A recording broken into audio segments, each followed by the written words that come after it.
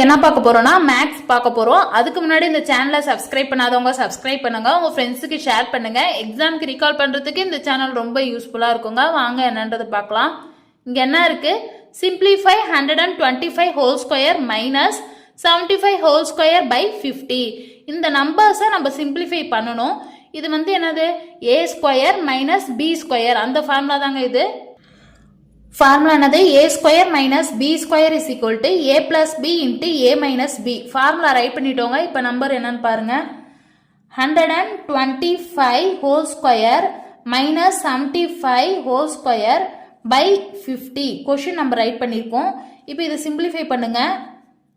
இங்க ஏ இது வந்து பின்னு பாருங்க. அப்போ ஏ plus B into A minus B. ஏக்கு பதிலாக இங்கே என்ன இருக்கு? 125 இங்க பிளஸ் இருக்கு, பிளஸ் பிக்கு பதிலாக என்னது? 75 இன்ட்டு ஏக்கு பதிலாக 125, இங்க மைனஸ் இருக்கு, மைனஸ் இங்க என்ன நம்பர்? பிக்கு பதிலாக 75.